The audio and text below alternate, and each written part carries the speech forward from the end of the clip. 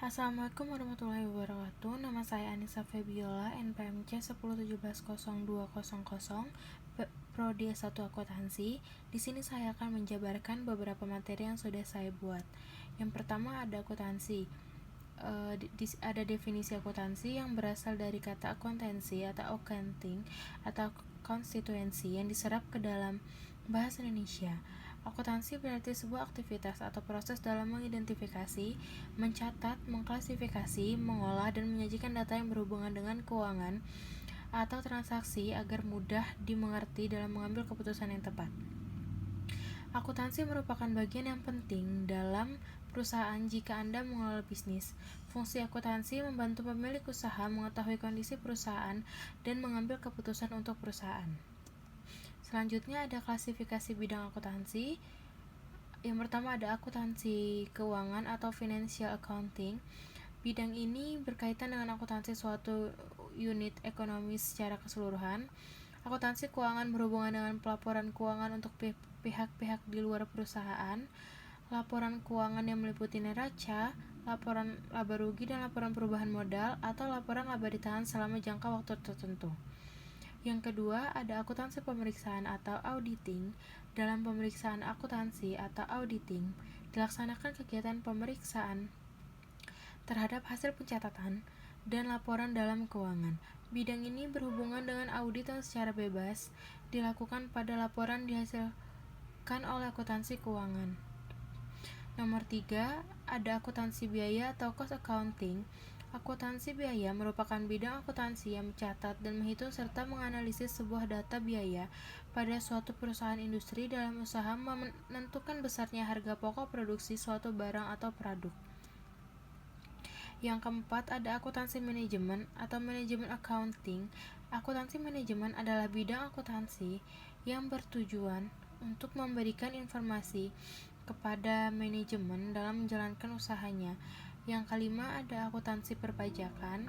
Akuntansi perpajakan adalah akuntansi yang kegiatannya berhubungan dengan penentuan objek pajak yang menjadi beban perusahaan serta perhitungannya untuk kepentingan penyusunan laporan pajak.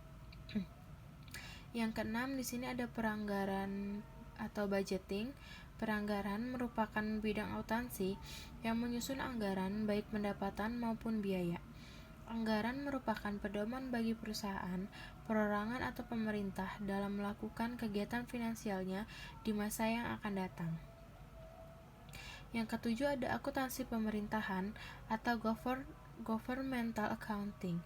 Akuntansi pemerintahan merupakan bidang akuntansi keuangan yang diterapkan di lembaga pemerintahan. Akuntansi pemerintahan ini bertujuan untuk menyajikan sebuah laporan keuangan, pengendalian, dan pengawasan keuangan negara. Yang ke-8 ada sistem akuntansi atau accounting system.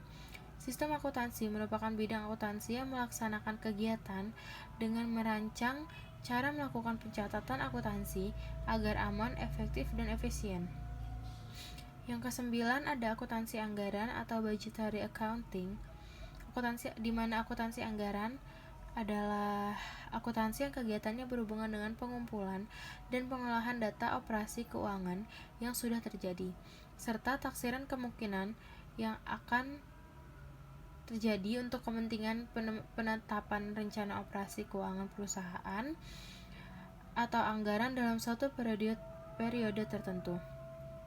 10 ada akuntansi perbankan, di mana mengingat pengertian akuntansi sebagai proses pencatatan, pengklasifikasian, penganalisaan, serta penafsiran data keuangan, maka secara umum dapat diketahui bahwa akuntansi perbankan adalah proses akuntansi bank yang juga meliputi pencatatan, pengklasifikasian, penganalisaan, penafsiran data keuangan bank yang dilakukan secara sistematis guna memenuhi kebutuhan pihak yang berkepentingan baik internal maupun eksternal. Yang C ada fungsi akuntansi, di mana akuntansi bisa dianggap sebagai bahasa perusahaan dalam memberikan informasi berupa data-data keuangan yang digunakan untuk pengambilan keputusan. Setiap perusahaan membutuhkan dua macam informasi tentang perusahaannya, yaitu tentang nilai perusahaan dan informasi mengenai laba atau rugi perusahaan.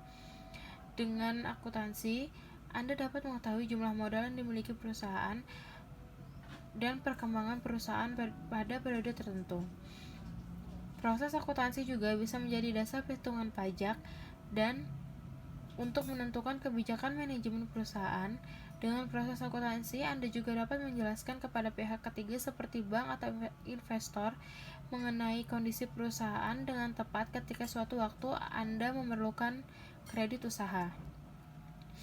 Yang D, ada siklus akuntansi, di mana siklus akuntansi dalam sebuah perusahaan dapat diartikan sebagai serangkaian kegiatan untuk melakukan identifikasi, analisis, hingga merekam setiap kejadian selama perusahaan berjalan.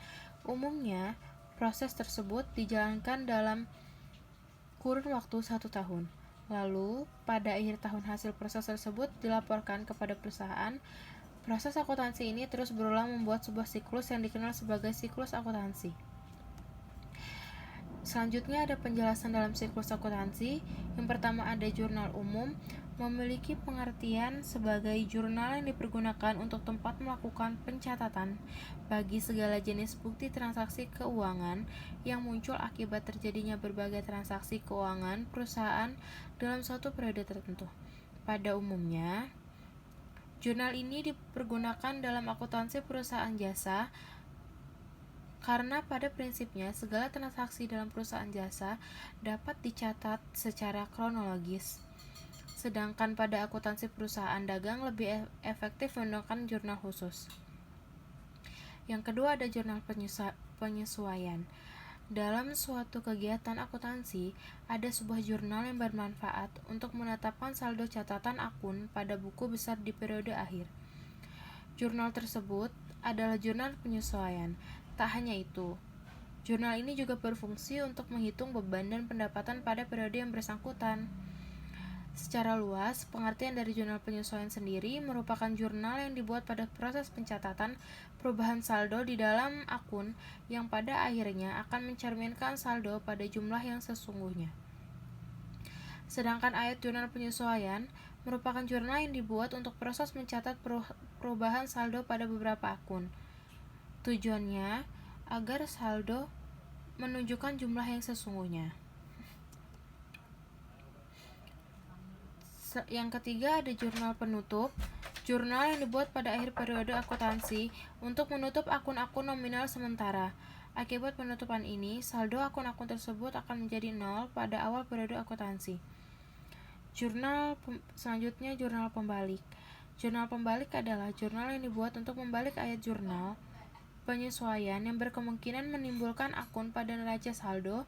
Hal yang akan terjadi jika akun tidak dibalik, maka akan ada akun ganda pada neraca saldo. Selanjutnya ada buku besar pembantu.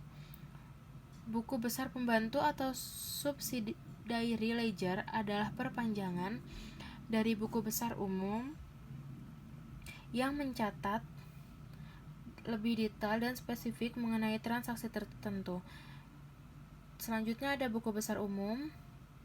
Buku besar umum merupakan buku besar yang mengumpulkan informasi dari jurnal. Setiap bulan semua jurnal dijumlahkan dan diposting ke buku besar. Oleh karena itu, tujuan buku besar umum adalah untuk mengatur dan merangkum masing-masing transaksi yang tercantum dalam semua jurnal. Selanjutnya ada laporan keuangan. Neraca atau laporan posisi keuangan. Yang pertama ada neraca atau laporan posisi keuangan, di mana pengertian neraca adalah laporan yang menunjukkan keadaan keuangan suatu unit usaha pada periode tertentu.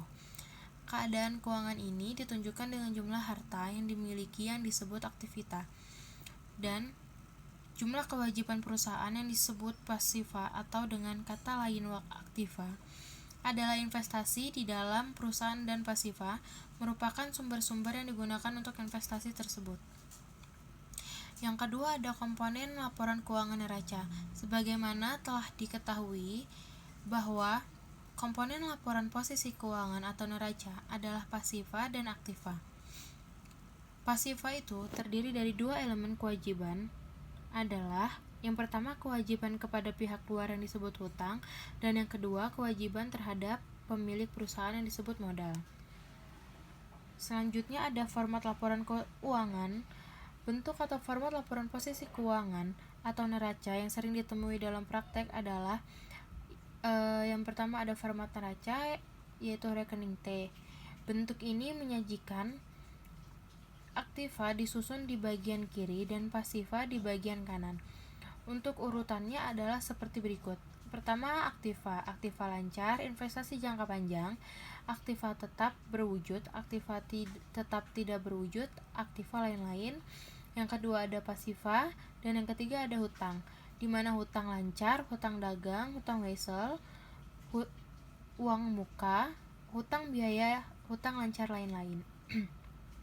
Selanjutnya ada modal, terdiri dari modal saham beredar, agio atau disagio saham, modal penilaian kembali, modal sumbangan, modal lain-lain, dan laba tidak dibagi. Yang B, format neraca, ada bentuk laporan, di mana bentuk laporan menyajikan aktiva. Yang kedua, hutang dan modal disusun dengan urutan ke bawah. Yang ketiga, perincian terhadap masing-masing kelompok aktiva dan pasiva dilakukan dengan cara yang sama seperti dalam neraca bentuk rekening T. Terus selanjutnya ada laporan laba rugi. Laporan laba rugi atau income statement atau profit and loss statement merupakan laporan keuangan yang berfungsi untuk menilai kinerja keuangan, apakah perusahaan mengalami keuntungan atau kerugian pada suatu periode akuntansi. Selain untuk mengetahui keuntungan atau kerugian, laporan laba rugi juga dibuat untuk memberikan informasi tentang pajak perusahaan, bahan evaluasi manajemen, dan membantu dalam pengambilan keputusan. Dalam format laporan keuangan laba rugi, terdapat beberapa hal atau aspek yang ada di dalamnya, diantaranya pendapatan, beban harga pokok, produksi, beban pajak, laba atau rugi perusahaan. Selanjutnya ada format laporan keuangan laba rugi. Pada dasarnya, format laporan laba rugi terdiri dari dua bentuk, yakni single step dan multiple step. Single step, bentuk laporan laba rugi single step lebih sederhana. Pada format ini, semua pendapatan dan keuntungan yang didapat ditempatkan di bagian awal laporan laba rugi. Kemudian, dikurangi dengan seluruh beban atau biaya yang dikeluarkan oleh perusahaan. Selisih antara total pendapatan dan total beban inilah yang menunjukkan laba rugi perusahaan pada periode tersebut. Yang kedua ada multiple step. Yang berbeda dengan single step, format laporan keuangan laba rugi multiple step lebih kompleks. Untuk membuat laporan laba rugi multiple step, pertama, Anda harus memisahkan transaksi operasional dan non-operasional. Yang kedua, Anda harus membandingkan biaya dan beban dengan pendapatan yang berkaitan. Setelah itu, Anda baru dapat menghitung laba operasionalnya. Laba operasional akan menunjukkan perbedaan antara aktivitas biasa dan aktivitas insidental atau extraordinary. Selanjutnya ada laporan perubahan modal. Laporan perubahan modal adalah laporan yang menggambarkan perubahan baik berupa peningkatan atau penurunan aktiva bersih selama satu periode. Pada saat awal pendirian perusahaan, Anda sebagai pemilik perusahaan pasti menyetorkan modalnya. Nah, selama beroperasi tentu saja modal awal akan berubah sesuai dengan kinerjanya. Misalnya, jika pada periode berjalan perusahaan mengalami kerugian, maka modal akan berkurang. Begitupun sebaliknya, jika perusahaan mengalami keuntungan, modal akan bertambah. Selanjutnya ada laporan neraca. Seperti namanya, neraca atau balance sheet merupakan laporan keuangan yang menunjukkan posisi dan informasi keuangan sebuah perusahaan. Dalam laporan neraca, Anda akan melihat informasi tentang aset, kewajiban, dan modal perusahaan secara lengkap dan rinci. Dengan kata lain, elemen dalam laporan neraca hanya 3 akun tersebut. Untuk membuat neraca, Anda dapat menggunakan pedoman persamaan akuntansi, yaitu aset sama dengan kewajiban ditambah modal. Yang selanjutnya ada laporan arus kas. Jenis laporan keuangan yang keempat yakni laporan arus kas atau cash flow statement. Laporan arus kas memberikan informasi tentang aliran kas perusahaan yang masuk dan keluar. Selain itu, laporan arus kas juga berfungsi sebagai indikator untuk memprediksi arus kas di periode yang akan datang. Laporan arus kas merupakan bentuk pertanggungjawaban arus kas masuk dan keluar selama periode laporan. Laporan arus kas terdiri dari 3 aktivitas utamanya, yaitu ada aktivitas operasi. Di sini aktivitas operasi merupakan laporan arus kas yang terdiri dari kegiatan operasional perusahaan. Dengan kata lain, aktivitas ini dapat diperoleh dengan memasukkan nilai dari pengaruh kas atau bank pada transaksi yang dilibatkan dalam penentuan laba bersih. Contohnya seperti penjualan barang dan jasa dari pelanggan, pembelian persediaan, dan lainnya. Yang kedua ada aktivitas investasi atau investing activities. Aktivitas investasi ini berkaitan dengan aktivitas arus kas yang dihasilkan dari penjualan ataupun pembelian aktiva tetap. Yang terakhir ada aktivitas pendanaan atau financing activities. Seperti namanya, aktivitas ini pendanaan merupakan aktivitas kas yang berasal dari penambahan modal perusahaan. Untuk menghitung aktivitas ini, Anda dapat memasukkan nilai penambahan atau pengurangan kas yang berasal dari kewajiban jangka panjang dan ekuitas pemilik. Selanjutnya ada hubungan antar jenis laporan keuangan. Laporan keuangan secara keseluruhan menyajikan berbagai jenis informasi tentang kegiatan perusahaan selama periode waktu tertentu dalam angka-angka. Masing-masing laporan keuangan antara yang satu dengan yang lainnya memiliki peranan yang berbeda-beda, dengan sudut pandang atau fokus penyajian yang berbeda-beda pula. Dengan demikian, maka satu macam laporan tidak bisa menggantikan laporan yang lain. Laporan laba atau rugi, laporan perubahan modul, dan neraca mencerminkan hubungan artikulatif. Laba atau rugi yang tersaji di laporan laba rugi menjadi bagian di laporan perubahan ekuitas. Selanjutnya, saldo akun ekuitas yang tersaji di laporan perubahan ekuitas tercantum di neraca, khususnya di elemen ekuitas, sedangkan laporan arus kas terkait dengan salah satu yang terdapat di neraca, yaitu akun kas. Penyajian elemen-elemen persamaan akuntansi di laporan keuangan adalah sebagai berikut. Yang pertama ada elemen-elemen aset, utang, dan ekuitas disajikan di neraca. Yang kedua ada elemen-elemen pendapatan dan biaya disajikan di laporan laba rugi. Yang ketiga ada elemen pengembalian ekuitas dan ekuitas disajikan di laporan. Yang terakhir ada perubahan ekuitas, salah satu elemen aset yaitu kas disajikan di laporan arus kas. Dari penjelasan tentang laporan keuangan di atas, dapat disimpulkan bahwa laporan keuangan yang satu dengan yang lainnya memiliki hubungan yang amat penting. Ini dikarenakan laporan keuangan merupakan satu hal yang vital, artinya yang sangat penting bagi suatu perusahaan guna dilakukannya suatu pengembalian keputusan yang tepat. Selanjutnya, siapa saja sih pengguna laporan keuangan? Pihak yang membutuhkan laporan keuangan akuntansi terdiri dari 2 kelompok.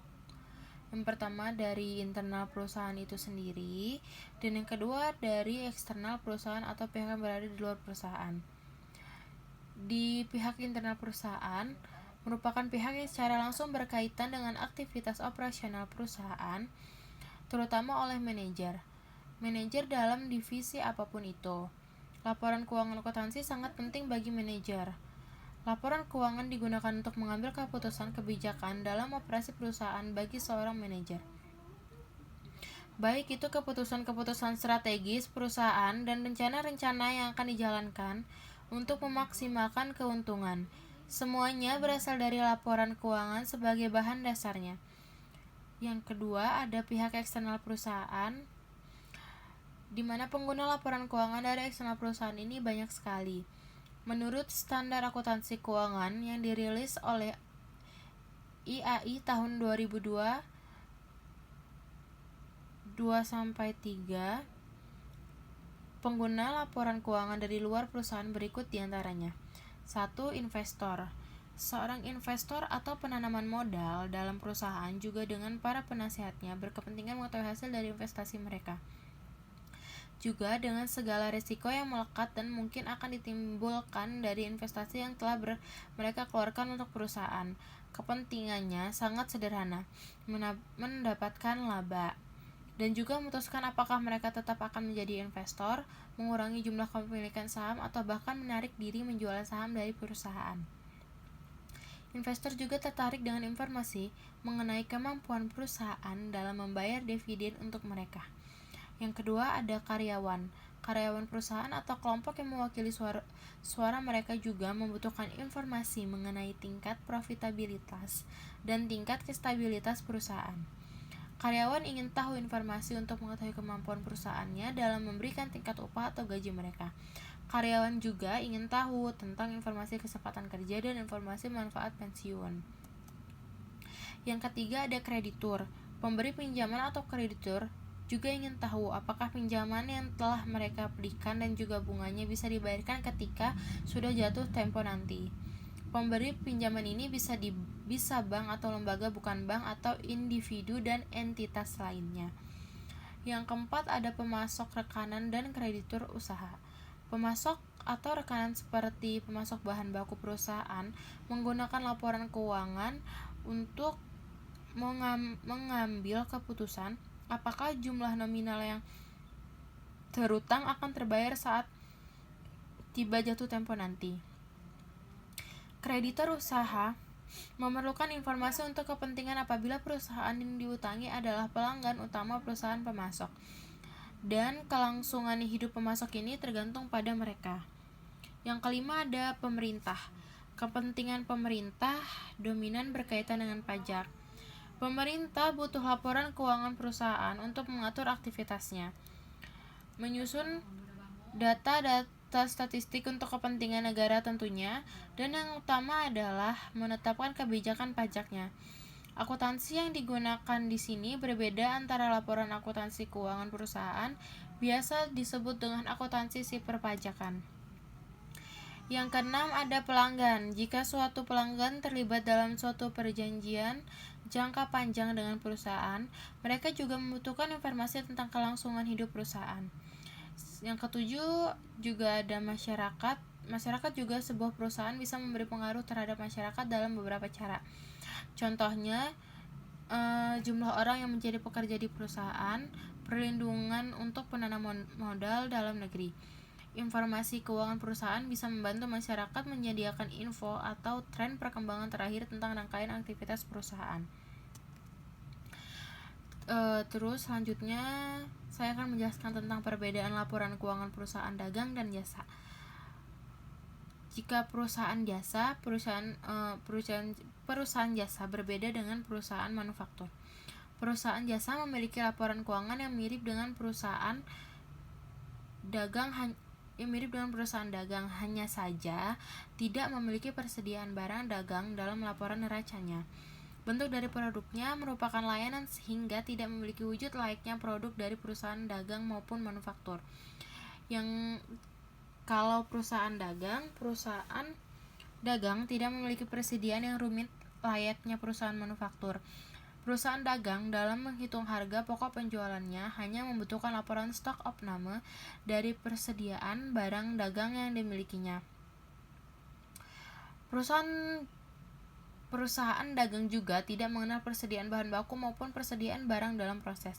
Hal ini dikarenakan perusahaan dagang menjual produk yang siap dijual tanpa harus mengolah atau merubah produk tersebut. Di sini ada perhitungan HPP dalam perusahaan dagang.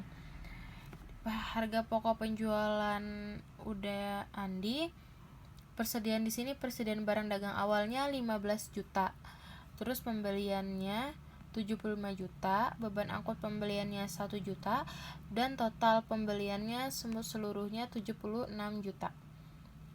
Retur pembelian dan PH itu ada di 1.500.000, potongan pembeliannya 2.500.000, total potongan pembelian semuanya 4 juta. Ini 1.500.000 tambah 2.500.000 hasilnya 4 juta.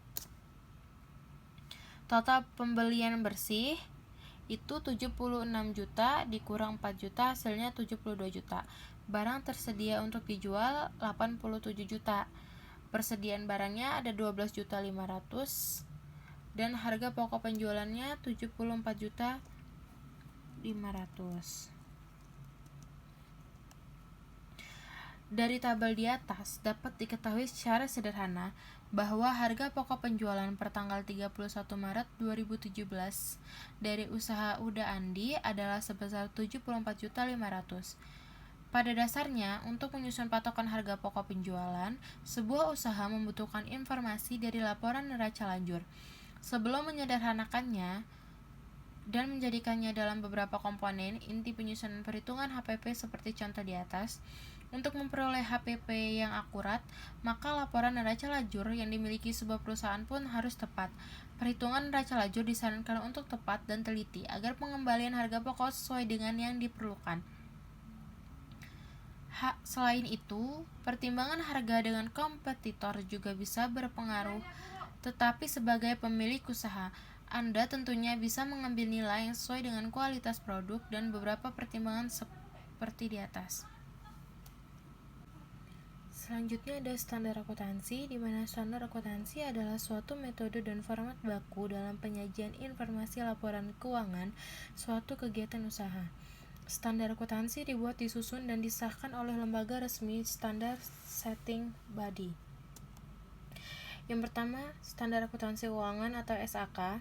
SAK digunakan untuk suatu badan yang memiliki akuntabilitas publik, yaitu badan yang terdaftar atau masih dalam proses pendaftaran di pasar modal, atau badan fidusia atau badan usaha yang menggunakan dana masyarakat seperti asuransi, perbankan, dan dana pensiun. Sejak tahun 2012, Ikatan Akuntan Indonesia atau IAI mengadopsi standar dari International Financial Report Standard atau IFRS. Untuk standar akuntansi keuangan yang berlaku di seluruh perusahaan terdapat yang ada di Indonesia. Di dalam situs akuntansionline.id disediakan sebuah aplikasi pelaporan keuangan yang mengikuti standar dari IAI di atas. Melalui aplikasi ini, Anda tidak hanya dapat membuat pelaporan keuangan dengan mengikuti standar dari IAI, tetapi juga Anda dapat membuat laporan keuangan manajemen agar Anda dapat memprediksi kondisi dan peluang pasar untuk perusahaan. Yang kedua, standar akuntansi keuangan badan usaha tanpa akuntabilitas publik atau SAK ETAP. SAK ETAP digunakan untuk suatu badan yang dimiliki akuntabilitas publik signifikan dalam menyusun laporan keuangan untuk tujuan umum. SAK ETAP juga mengikuti standar yang ditetapkan oleh IFRS, khususnya bidang small medium enterprise atau usaha kecil menengah. SAK ETAP ini dikeluarkan sejak tahun 2009 dan berlaku efektif pada tahun 2011. SAK ETAP pada dasarnya adalah penyederhanaan SAKFRS. Beberapa penyederhanaan terdapat dalam SAK ETAP adalah tidak ada laporan laba rugi komprehensif, tidak penilaian untuk aset tetap, aset tak berwujud dan beroperasi, dan proporsi investasi setelah tanggal perolehan hanya menggunakan harga perolehan, tidak ada pilihan menggunakan nilai revaluasi atau nilai wajar. Tidak ada pengakuan liabilitas dan aset pajak tangguhan, beban pajak diakui sebesar jumlah pajak menurut ketentuan pajak. Yang ketiga, ada standar akuntansi keuangan syariah atau SAK syariah, di mana standar ini digunakan untuk badan usaha yang memiliki transaksi syariah atau berbasis syariah. Standar ini terdiri atas kerangka konseptual penyusunan dan pengungkapan laporan, standar penyajian laporan keuangan, dan standar khusus transaksi syariah seperti murabahah, salam ijarah, dan istisna. Bank Syariah menggunakan dua standar dalam menyusun laporan keuangan. Sebagai badan usaha yang memiliki akuntabilitas publik signifikan, Bank Syariah menggunakan PSAK, sedangkan untuk transaksi syariahnya menggunakan PSAK Syariah.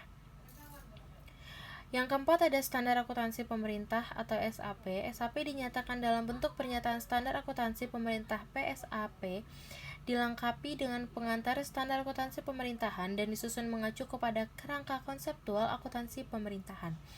Standar ini digunakan untuk menyusun laporan keuangan instansi pemerintahan, baik pusat ataupun daerah. SAP disusun dan disahkan oleh Komite Standar Akuntansi Pemerintah (KSAP) atau SAP.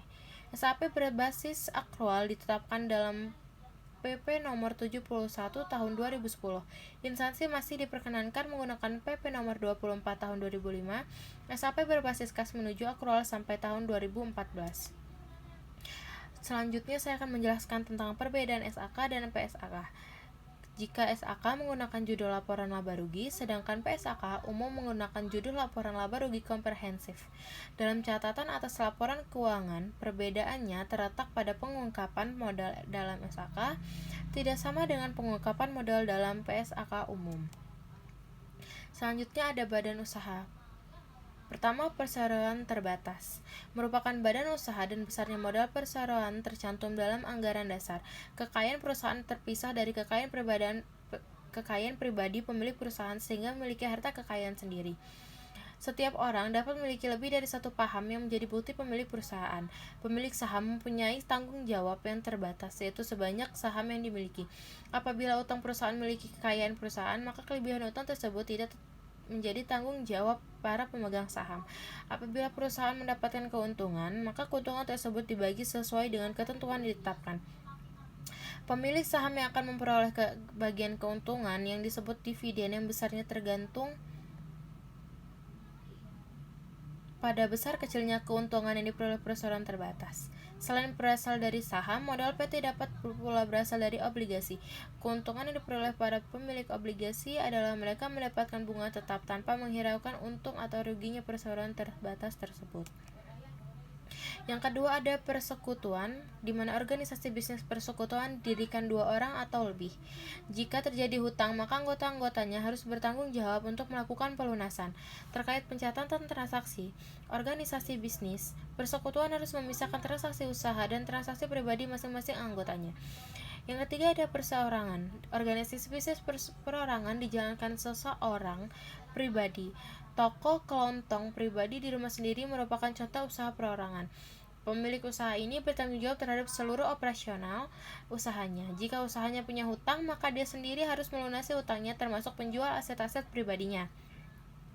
Meskipun demikian, pencatatan transaksi keuangan harus ada pemisahan antara transaksi usaha dan transaksi pribadi.